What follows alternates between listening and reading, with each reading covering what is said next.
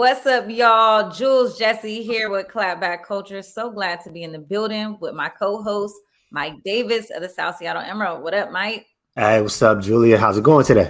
Feeling good. Thursday, feel good Thursday. As you already know, one day into the weekend. Me too. What more can we ask for?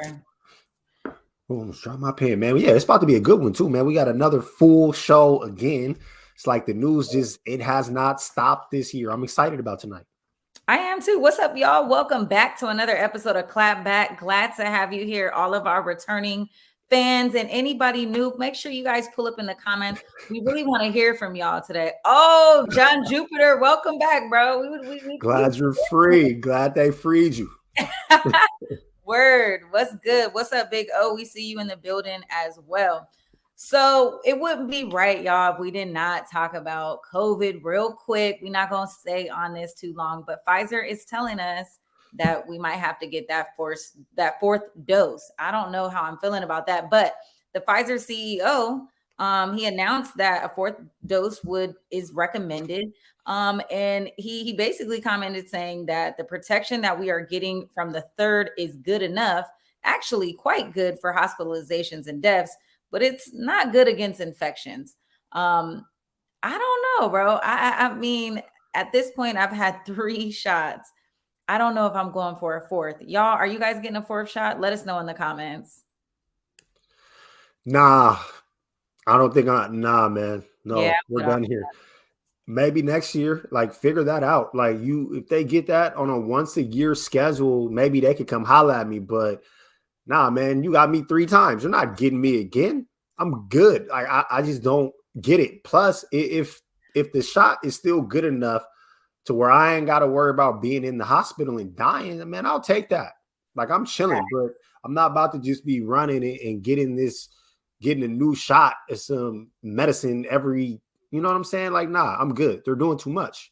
It's way too much. Can we just keep it 100? You know, we always say on Clapback Culture, we're going to keep it black. And I'm going to say the elephant in the room, y'all.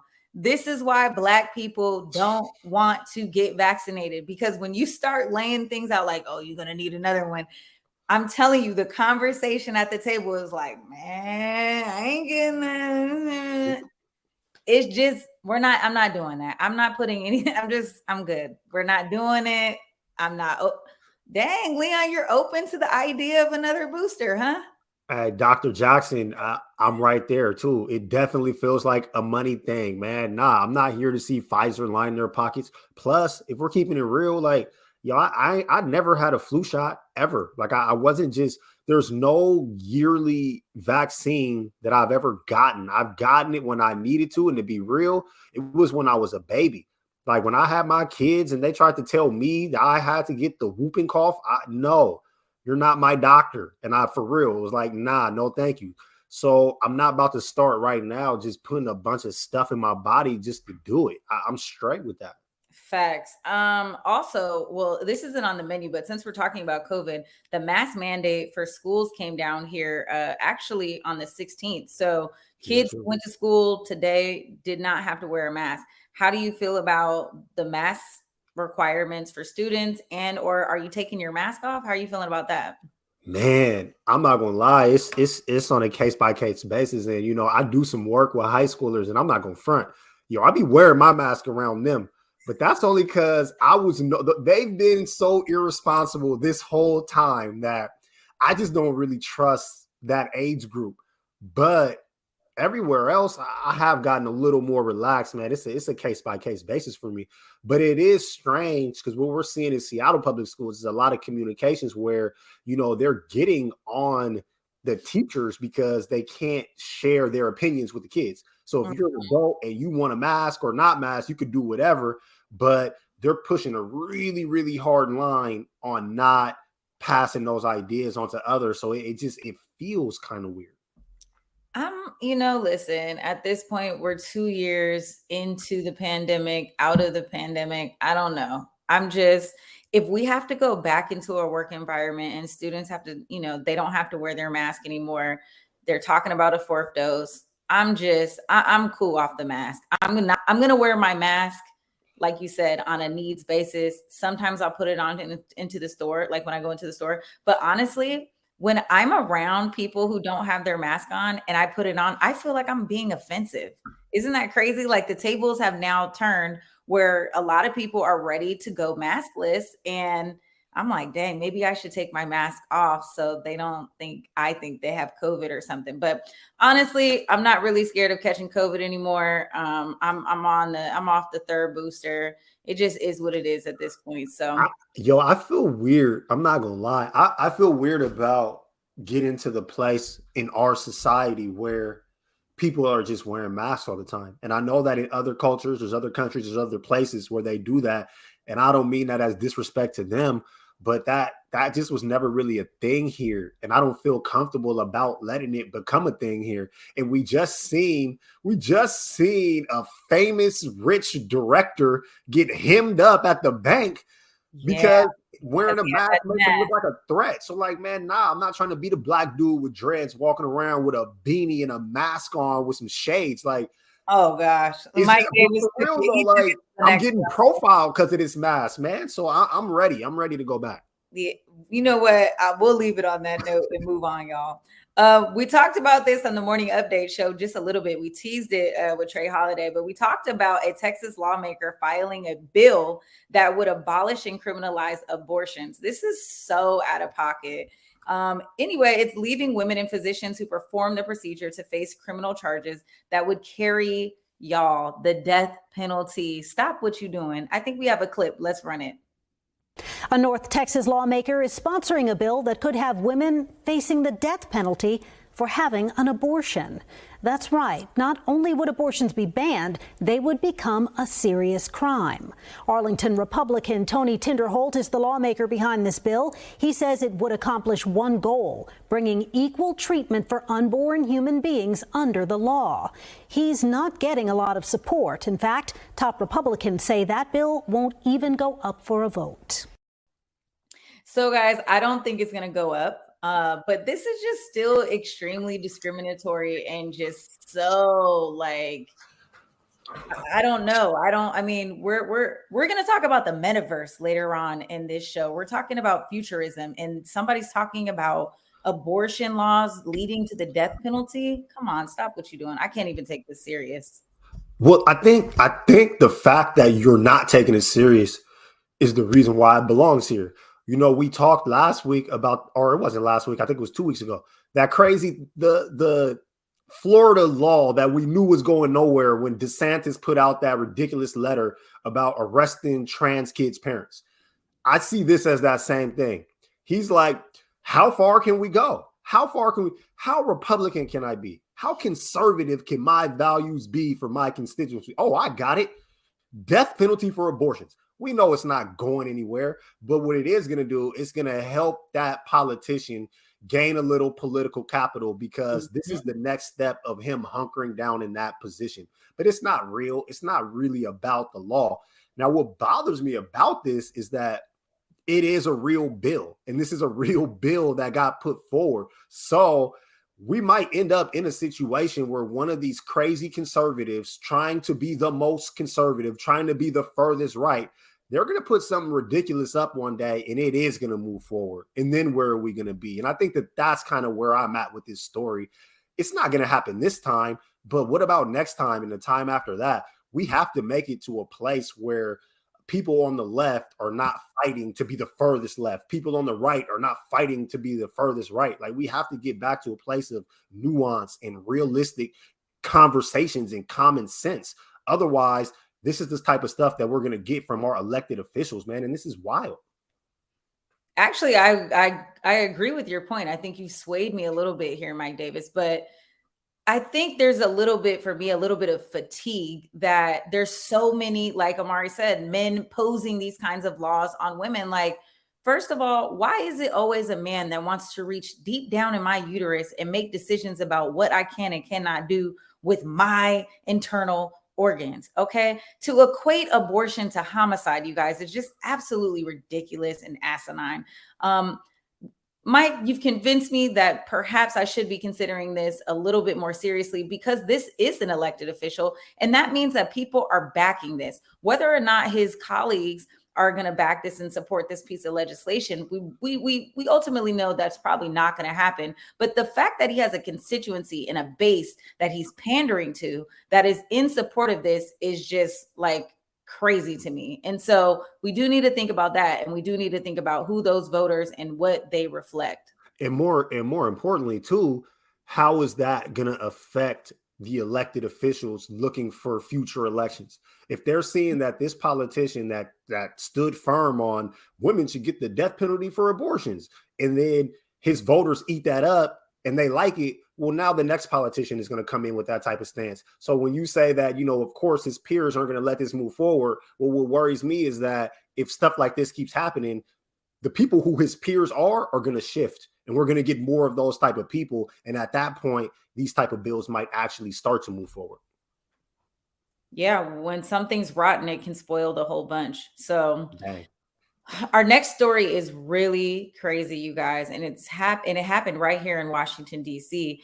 There was a man who was arrested this week, actually a few days ago, who was arrested and charged with shooting 5 people, and he was allegedly targeting homeless people. We have a video. Let's take a look. Ken, we just got that news moments ago from a law enforcement source telling ABC News that ATF agents working in Washington, D.C. made that arrest overnight, arresting the man you're about to see on your screen. Take a look at your screen. These are some clear mask-free shots of the man police had been trying to find. And again, the breaking news just moments ago is that ATF agents say they arrested this man in Washington, D.C.'s southeast section overnight. Now, police said this photo was recently taken, and he is accused of shooting at least 5 different homeless men, killing one in D.C. earlier this month and another here in Manhattan over the weekend. Ballistic evidence was used to match all those shootings back to the same gun. Now, at a joint press conference Monday in D.C. with Mayor Eric Adams, D.C. Mayor Muriel Bowser, and top police brass from both departments, we learned how a D.C. police officer first made the connection. He happened to be scrolling through his social media over the weekend, where he saw an image of the New York City suspect. From the moment we learned the 2 shootings were linked, we launched a citywide effort to reach out to the homeless population. And overnight, our cameras actually captured NYPD officers out here in Lower Manhattan handing out wanted flyers and reaching out to the local homeless population, trying to make sure they know about this gunman who had been targeting them, and also trying to get them into shelters. If you want to come back out here live, I'll show you that some people have left signs and flowers and posters out here on Howard Street, where a homeless man was murdered, shot dead while he was sleeping on the sidewalk on Saturday morning. And so now again, the breaking news, since that shooting 3 days ago, police have already made an arrest. I'm only laughing because I'm reading the comments, because you guys are wild in the comments. John. Hey, John Jupiter is trying to go back to Facebook jail. You just got home, John.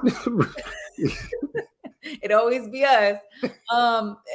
Listen, this happened right here in my backyard. This is my neighbor, and this is absolutely just heartbreaking to hear. This individual, I believe 38 years old, and he recently finished out a stay at St. Elizabeth's Hospital, which is a mental health institution.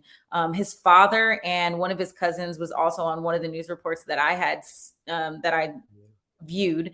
And his father basically feels like the system failed his son and other individuals with mental health issues.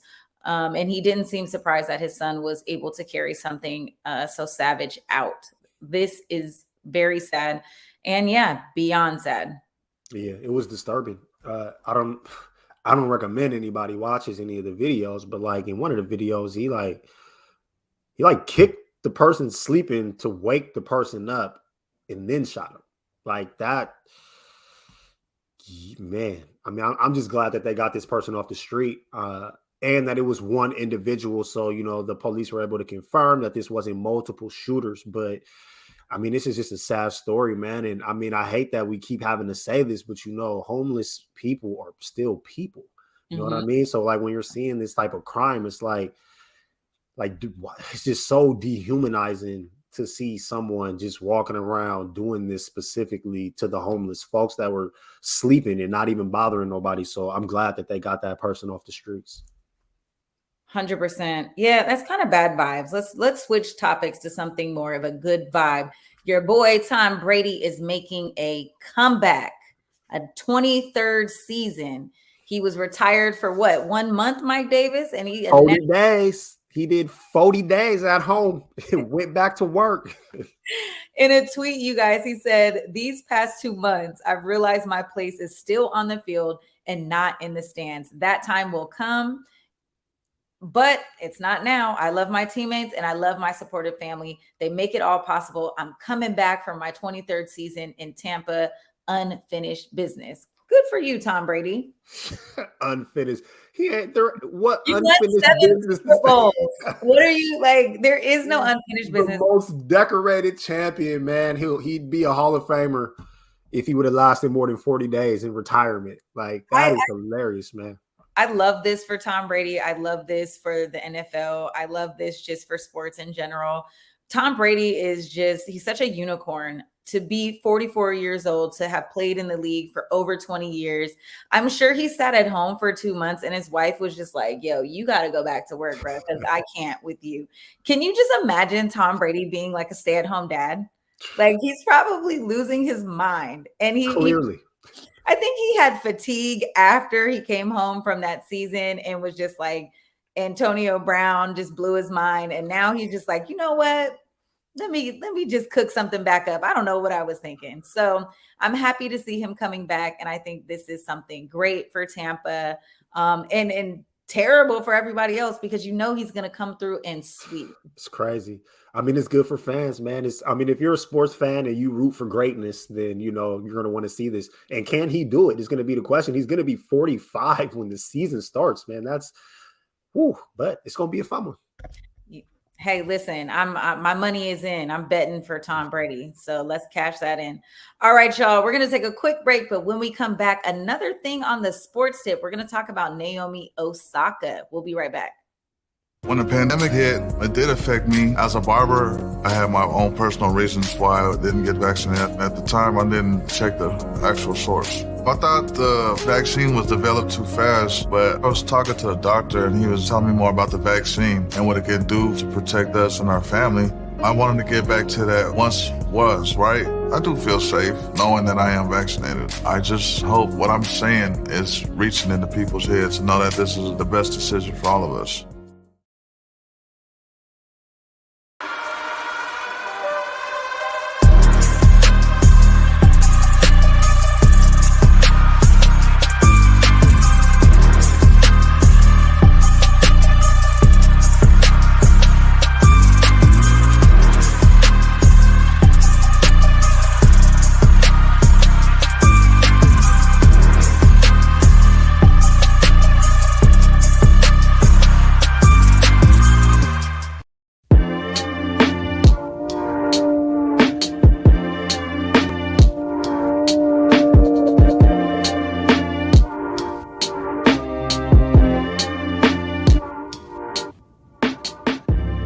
Converge Media produces culturally relevant content for Black and urban audiences.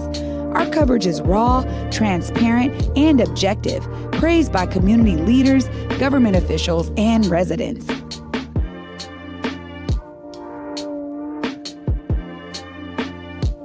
Support Converge Media today via Venmo, Cash App, or PayPal at Converge Media.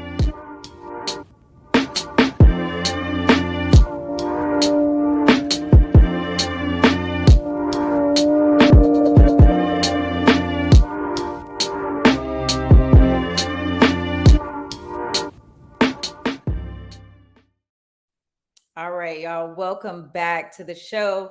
More in sports news, you guys. We're talking about Naomi Osaka, and she burst into tears following a game, actually during the game, Mike, when a heckler in the stands was shouting, "You, Naomi, you suck."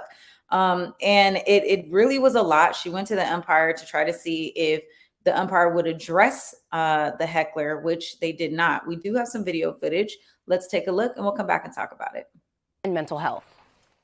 I feel like I've cried enough on camera, but The four-time major champion and former world #1 tennis player in tears.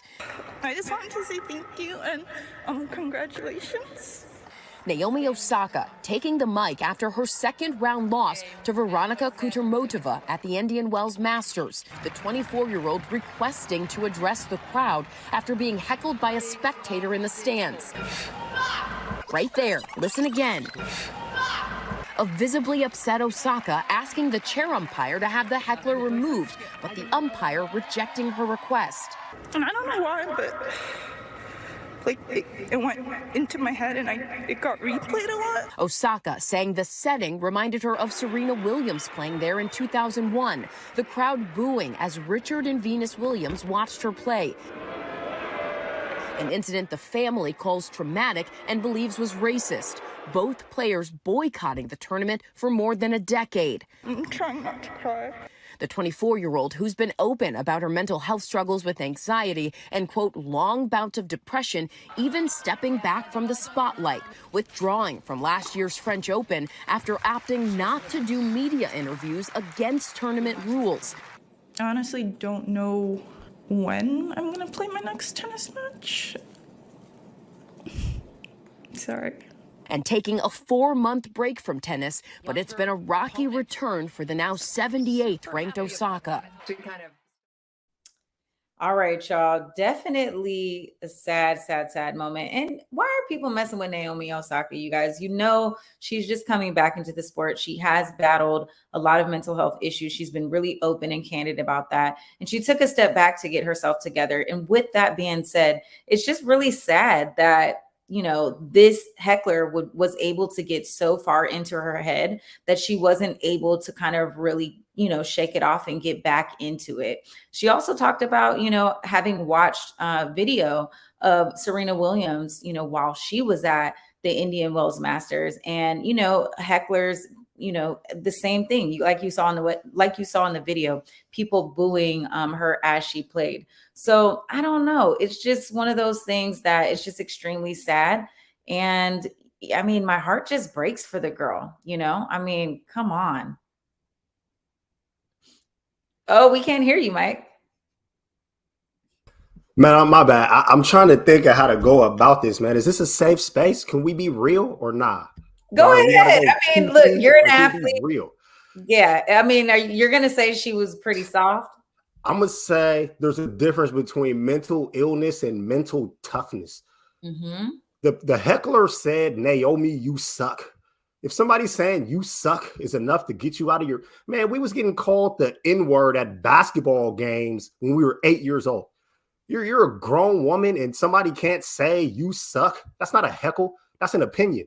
Then she brought up the Williams sisters. Yo, they booed Venus and Serena's whole family from the parking lot. The minute they pulled in, they booed them before they got out of the car. Then they booed them when they walked in. They booed them as they walked down the stairs. Then they booed her for her entire match. That's nothing like one person saying you suck so low that people couldn't hear it. She tried to stop the whole match. Are you kidding me? Like, at some point, enough is enough. Like, maybe tennis just isn't for you. Like, if every little thing, every piece of your job is such a stress, then don't stress yourself out. Like, it's just not for you. But like the idea that she's not going to do post-game interviews and now nobody can say nothing to her, like, stop it, man. There's no game without fans. If people aren't paying money for those seats, then you don't get paid. So come to work and do your job and stop crying about it. This is too much. It's too much for me. Yeah, she's definitely showing, she's just exposing herself so much. I think what she should have done, even though the heckler got into her head, she should not have taken the microphone and addressed the situation. She should have bowed out gracefully. She should have shook her opponent's hand, you know, great game, and moved on, and then went and talked to her team, or better yet, her therapist. I mean, if that's how you're feeling. But I agree, you know, at this point, she seems like she's going through something else, because as a professional athlete, you're absolutely going to face hecklers in the audience. You're going to face boos, people that are in opposition of you. You are there to compete, keep your head in the game. And I think you're right. That mental toughness is just not there. And perhaps it is time for her to hang it up. I will say there are times when fans go too far. Like I don't want to act like the players are not people or like we own them. And I think somebody said something about Russell Westbrook in the comments, and I think that that's a great example. You know, with the whole Westbrook thing, it's not even about him anymore. Now it's about his family. Now it's affecting his wife. Now it affects his son who goes to school and his last name is Westbrook. So like, you know what I mean? So if you're getting death threats, that's too much. Or if this extends to your family, this is too much. But one fan at one match saying you suck, like that's very different than some of the instances where we see fans crossing the line. I mean, we had NBA players not too long ago having fans throw beer. Russell Westbrook is one of them. Like last season, somebody threw popcorn at him. Like that's crossing the line. If somebody poured a beer on Naomi Osaka, then I'd be like, okay, enough is enough. But somebody saying you suck, like, come on, you have to be able to get past that. I like Arlo's comment where they say, I agree, she could have addressed it later, but I'm wondering to what degree we allow mental struggles to be aired out in public in any and all settings, not just sports. So maybe elaborate a little bit on that, Arlo. I think because she is a professional athlete and she is there to do a job, let's not forget she's there getting paid, and she's there to, you know, conduct herself a particular way. The fans, obviously, you know, there is no rules on how they should kind of conduct themselves. But I honestly feel like she should have a little bit more mental toughness. It's a game. You know, keep your head in the game. That's a part of the whole coaching situation. But I don't know. Can I say too to Harry Jefferson's comment? Because there's a lot of people that I've also heard say, like, you know, well, why do athletes have to talk after the games? The reason why athletes have to talk after the games is because ESPN paid $1 billion for the rights to air this game. And in that contract with those rights comes the responsibility of the players to speak at these post-game press conferences. Is also a collectively bargained piece of their contract that says that they have to do it. So it's occupational, like it comes with your occupation. It's literally a part of your job. If you have a job where you deal with people, you got to deal with the people. You know, like you can't just eliminate a part of your job. If they say they don't want to do those press conferences, well, then that's going to come with a tremendous cut in pay across the board. So at some point, man, like not every job is for everybody. And if you want to have a job that's going to be that high profile, it's going to be that stressful, it's going to be that much pressure on your mental health, well, then you have to be prepared to take that job. Otherwise, it's not for you. And that's okay too. Naomi, never let them see you sweat, baby girl. Another professional athlete who is out here getting some dough cheese is LeBron James. He is jumping into the metaverse, you guys. He spent his money and he's taken his talents to the metaverse. He filed new trademarks for LeBron James, LeBron King James, and chosen the #1. The filings indicate an intent to offer a few things: virtual footwear, virtual clothing, virtual basketball courts, and a few other things. Mike, can you elaborate a little bit more on what LeBron James purchased? Man, I might be too old, man. We might need Cuddy up in here. It seems like LeBron James purchased a bunch of stuff that doesn't exist. He bought all of this stuff. All these trademarks are for the metaverse. So he's buying the rights to sell sneakers exclusively in the metaverse. He's buying like the rights to have LeBron James branded basketball courts in the metaverse. So like all of this stuff is going to exist there, but he's getting trademarks out here. We're still catching up, man. This is still brand new. I'm still not even sure that I'm going to be up in the metaverse, but that's wild that like you're going to be able to buy the new LeBron James sneakers, but they're only going to be on your avatar in the metaverse. Like they're not going to exist when you're really out here trying to flave in real life. Like, man, this technology, man, I might be washed because this technology is passing me by because I'm just not ready for this. Y'all keep talking about you're too old for this. Let me tell you, the metaverse is here. It's here to stay, and you are absolutely going to have no choice but to be a part of it. And so we're talking about a virtual reality, you guys. We're talking about that, the augmented reality where you're going to wear these goggles. We're going to be sitting in rooms that are empty, and we're going to be sitting and viewing holograms and being able to interact with one another as avatars. And within this metaverse, we're going to live our daily lives. We're going to go to work. We're going to go to school. We're going to go to clubs. We're going to go to restaurants, and we're going to go shopping. And while we're there, I want to wear my LeBron sneakers. I might want to go hoop with my homeboys on LeBron courts. And so that's exactly what LeBron James is talking about. NFTs. People are buying the NFTs now. How are you going to stunt when you're in the metaverse? Let me pull up and show you my $1 million NFT that I bought with my cryptocurrency. So we're not too old. We are right here at the cusp. You got to think, Mike Davis, we're the millennials. We came into the internet right at its inception. So we understand this kind of this world of when there was cord phones, plugged into the wall, navigating into cordless phones, CDs, tapes, we know all of that, and MP3s all the way down to just digital technology as a whole. I am excited about the metaverse. I'm absolutely going to dive in deep, and there's really no way around it. Honestly, I hate it. No. It's no way around it. This is the future. I don't like what the future is doing to our kids right now. These kids are not outside. Like, their whole lives are always on their phone. Like, their devices have so much control over them. This is why you can't tell these youngsters you suck, and then they break down and cry tears. She'll be one of the best tennis players in the world, but you tell her that she sucks, she's gonna cry tears. These kids are just, they can't handle anything real because they live these digital lives. And now we're going to put headsets on them. They're never going to leave their houses. They want to go to school there, the mall. They're going to kick it, man. Come on, man. The way of the world. There's just this is here, you guys. It is here to stay. It is not going anywhere. If you see a person like LeBron James, who's investing millions of dollars in patenting this stuff, it's happening. It's here. It's going nowhere. So get your cryptocurrency and put your big girl panties on. Get a bicycle. We're going outside. That was my universe. It was my bike and the homies. Like, Arlo, it's a corporate matrix. Don't go in. I mean, listen, COVID was the perfect storm. It offered us a new way of life.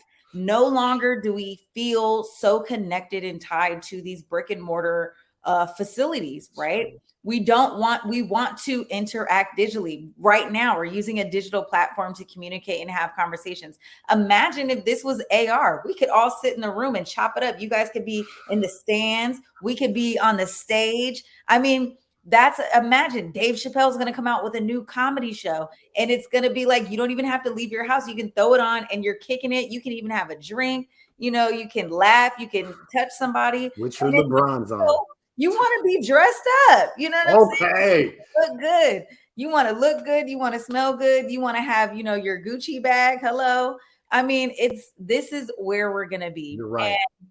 And I was talking to Rodney about it earlier, and he made such a good point. When you talk about celebrities, you guys, this offers such great security. Celebrities are going to be able to interact with their fans so much more because they're not going to have to physically be present. So if my avatar meets the Jay-Z and Beyonce avatar, they can't think I'm like some Unabomber. They're not worried about COVID. They're not worried about anything. I get to meet them. I even can meet Baby Blue. You know what I'm saying? So this is exactly where we're going. And, get that Bitcoin,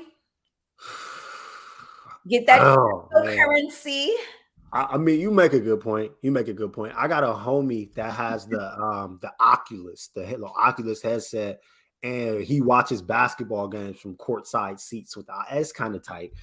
It is tight. It's tight. But you're right. It's gonna have its, everything new has, it's tough to adjust to. Like, I started paying attention to the metaverse when they announced that Zuckerberg was talking to private companies, and before people started going back to the office, they wanted to create digital offices where people will go into the metaverse, and then you have your workplace and you be in there with the avatars of your coworkers, and then it will be like you are at work. So that's Zoom.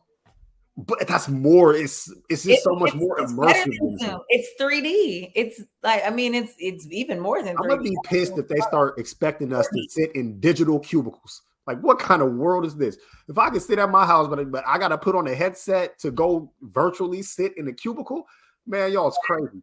I mean, I'm the girl on Zoom who doesn't even want to come on camera. So, I mean, that's me. I'd rather just sit and just be like, yeah, hey guys, I'm going to be off camera right now, but I do the symbol. I'm still listening.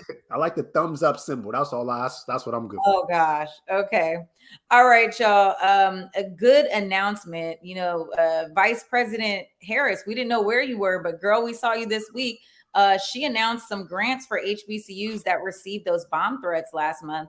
And there's some grants to really help to, I guess, protect them and offer some mental health services.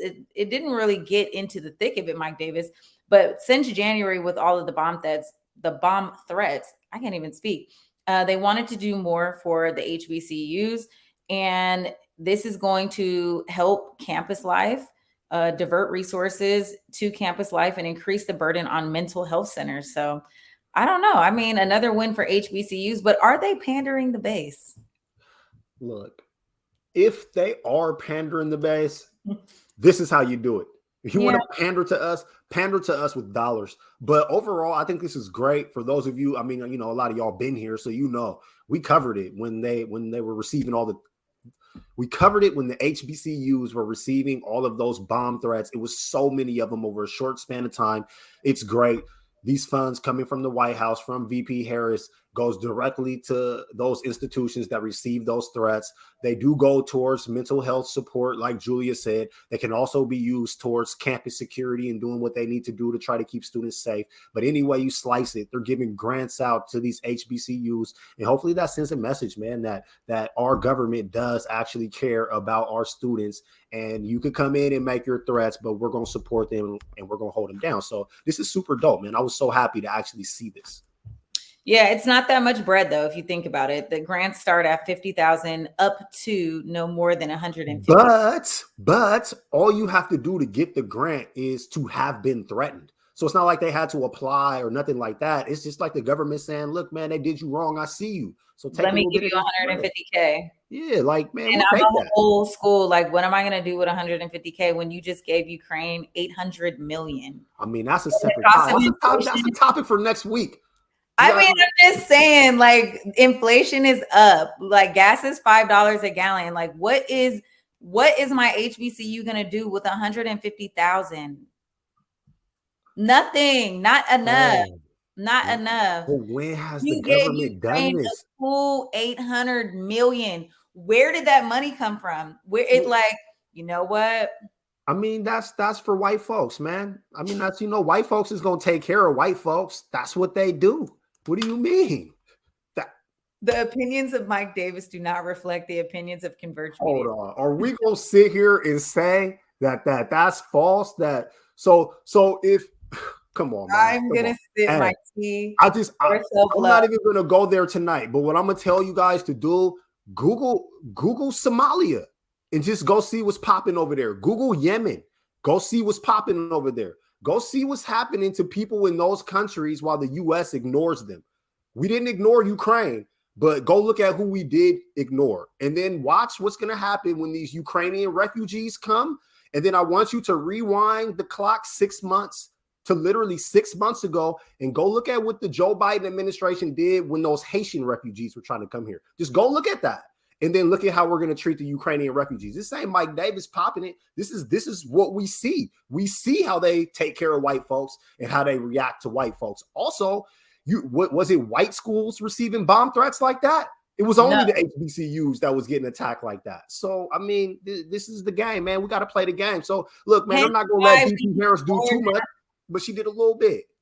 A baby bit, $150K is baby money. That's not even $1 million. Like, it's not like, that's baby money. That is baby money. Man, I've been the hardest on VP Harris. Yeah, well, and I give her props one time. I'll give her props one time. I'm glad we brought it on the show, but I'm not. I'm literally. I know the presidents of these HBCUs are sitting with their board members, and they're like, this piss ass 150,000. Like they 150,000. Do you know I have like $80,000 worth of student loan debt? Like these kids are paying the same amount to go to school, and you want to give us less than you want to give us no, like at minimum 50,000 to increase public safety at our school. What? That's not even a salary of one police officer. Like, come on. Anyway, I agree with you that this is what they call Black people money, and they're giving us a little crumb so that we can have a little news story and say, oh, we're helping the HBCUs and we're giving them free grant money, but it's up to 150,000, y'all, and it's not enough bread. So another person who's being petty is, I don't know what, is Netflix, you guys, and I'm really feeling some type of way about this. Netflix is testing fee for subscribers sharing passwords with people outside of their household, y'all. Girl, I'm about to get caught up, y'all. Netflix is trying to add more money to the subscription of the person who is the account holder. So if you're on somebody's Netflix account and you guys don't live in the same address and the same household, they are going to track and find you, and they are going to charge the subscription holder. That's petty. That's so petty. How dare you, Netflix? How dare you? The first thing I thought when I see, how dare you? Now, my hope is that they see how crazy this is. They're rolling it out in a couple other countries first to see how it works, but I just don't see this working well for Netflix, not in the United States, man. Everybody's sharing those accounts. Man, look, I got HBO Max. My bro got Netflix. Bang. Now we have both. That's what I'm saying. But you know what? Once Netflix does it, that means HBO Max, Hulu, Disney Plus, everybody's going to jump on that independent bandwagon, and they're going to be like, oh, that IP address does not match. So the money that we're talking about is probably in other countries. They're trying it in Chile. Let me see. They're trying it, I think, in a few other countries. It was 3. Costa Rica, Peru, and Chile.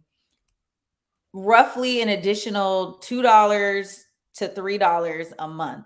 Now, that's not a lot of money, but it's still just petty. It's just so petty. This is basically going to be the end of the Netflix password sharing.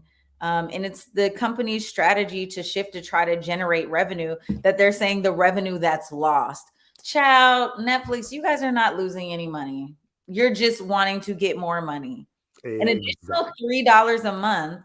See, because that's the thing. So if it's $15 a month and then you make it $18 a month, does that mean we can be in different households and stay on the same account? I don't know, but hold on, though. Let's not act. Netflix just went up not too long ago, though. I remember that. I remember that because I got that call like, hey, bro, Netflix is going up. And I'm like, man, just chill. So man, Netflix better stop doing this because they keep going up and up and up, man. They better hope people don't pull the plug. We got options now. I remember when Netflix was the only game in town, but we're far from that now, man. I'm telling you right now, I get kicked off of bro's Netflix account. I'm not going back. We got HBO Max up in here. We got Hulu up in here. We just got the Peacock up in. Man, please. Oh, y'all got Peacock.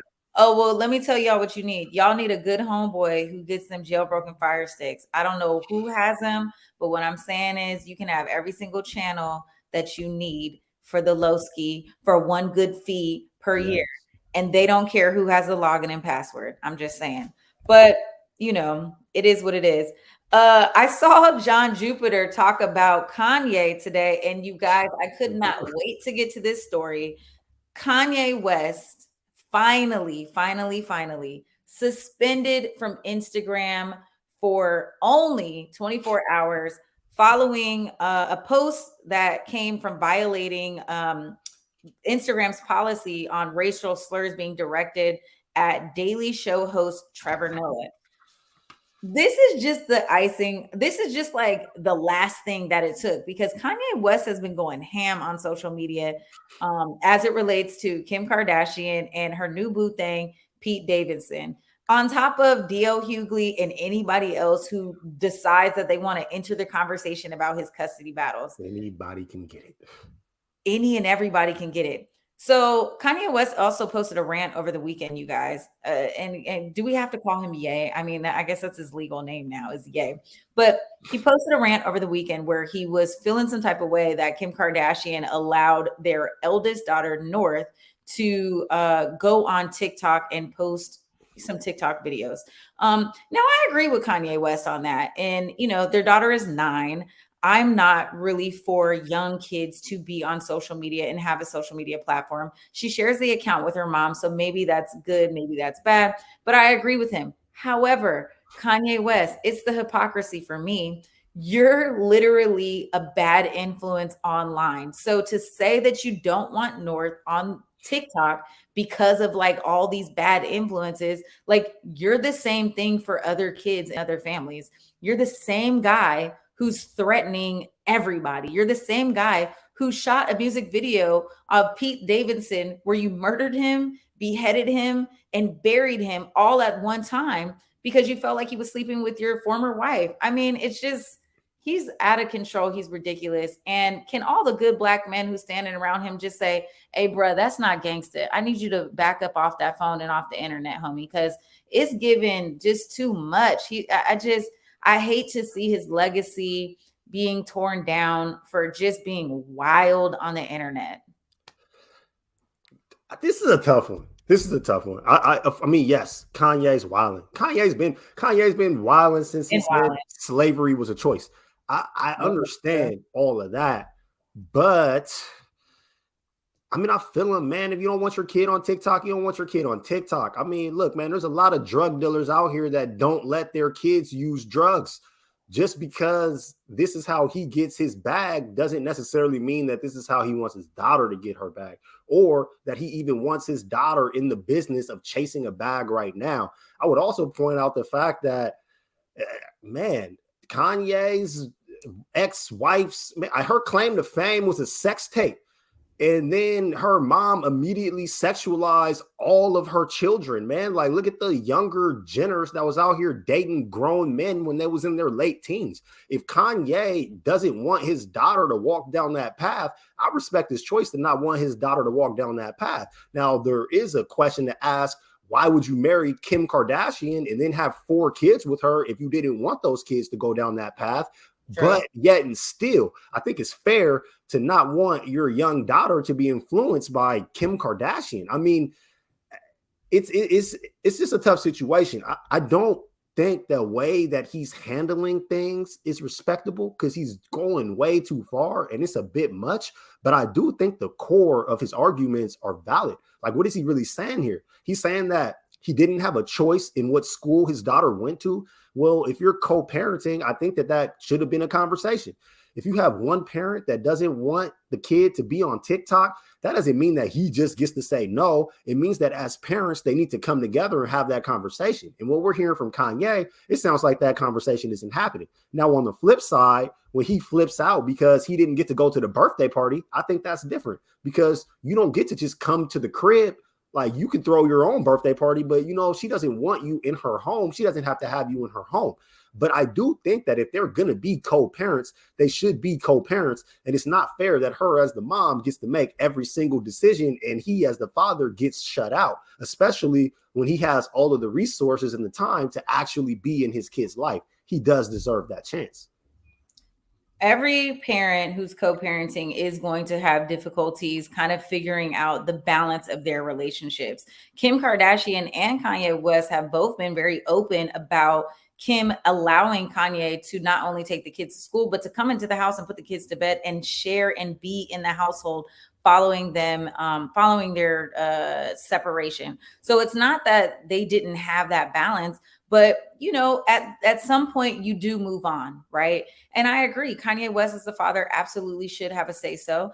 And he's continuing to point out that mothers typically have the priority and they win a lot of the custody battles. Here is my issue. Kanye, you are publicly like losing it in front of everybody and airing out all of your personal family business. At what point do you feel like, you know what, let me just get a lawyer and work this out? Or let me sit at the table with all of these grown adults and work this out.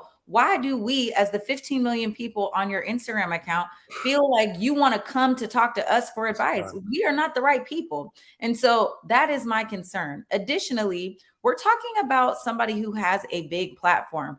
You're talking about, I can afford to threaten you and I can afford to have somebody hurt you. You drop D.L. Hughley's address so that somebody could pull up on him. That's super foul, and that's not gangster. Like, we're talking about another Black man with kids and a wife. So if you really feel some type of way, why are you internet beefing with a real man who basically used you in a sketch and comedy? Like, you're taking it a little bit too serious and a little bit too far. So it's one thing to have issues with your custody battle, and another thing for you to be extremely just like a bully and harassing people online. And that's my issue with Meta. If this were a regular person and was not a celebrity who did not have 15 million followers on their platform, they would have been shut down this Instagram account. Kim Kardashian absolutely has had to increase her security because of the fans and the death threats that she was getting, along with Pete Davidson following that music video in Donda 2. So we feel like this is such an isolated incident, but at the same time, Kanye is unraveling at the seams and it's starting to get unsafe. If this were a regular breakup and these were not celebrities that we were talking about, I think we would look at the situation and be like, he's really not safe. I agree. Like, I don't disagree with any of that.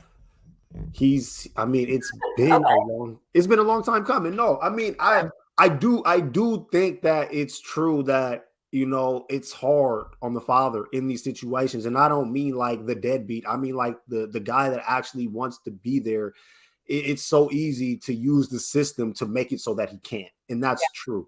But nah, man, Kanye he's been gone for so long that it just makes me feel weird when people act like they forgot.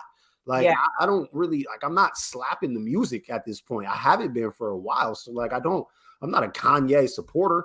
And the stuff with D.L. Hughley, man, that'll get you touched. Like, if I was DL, man, it would be a lot more serious than the internet, man. I got a family. You drop the Addy. So I get what you're saying, 100%.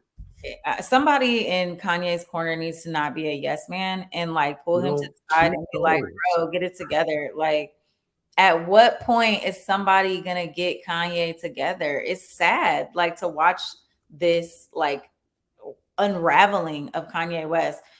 He is, you know, he's a genius, and it's just, this disruption of legacy is just out of control. But I agree.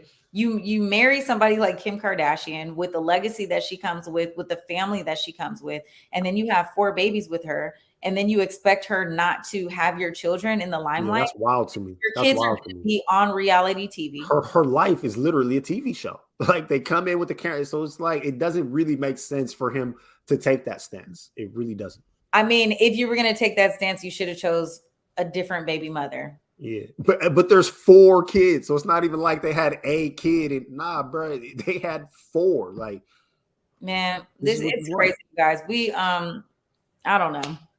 There's that. You guys have been so much fun in these comments tonight. It has been hilarious. John Jupiter, thank you again for pulling up fresh out of Facebook jail. Y'all don't see what we see. Like, y'all see some. We've seen all.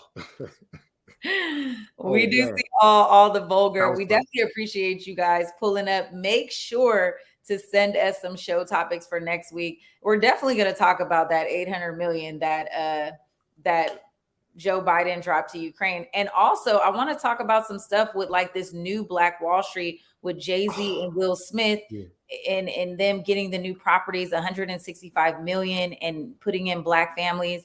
We talked a little bit about that a couple months ago, but we will talk about that next week. We need that power, that is equity, and that is something that we should be highlighting on our show. Mike Davis, that's a show. Oh man, that was a fun one, y'all. Well, you can find me anywhere you find the Emerald. Also, Wednesday mornings, I'm on the Morning Update show, and then Thursday night, 7 p.m., I'm right here kicking it with y'all. All right. Well, I'm Jules Jessie. You guys can find me on Instagram and Twitter at Treasure of JULES. You know what it is. And on Thursdays, of course, you can find me on the Morning Update real quick to drop you the tea on what we're going to talk about on 7 o'clock, Clap Black Culture, right here with y'all once again. So it's always my pleasure. And man, we'll see you guys again next week. Until then, peace.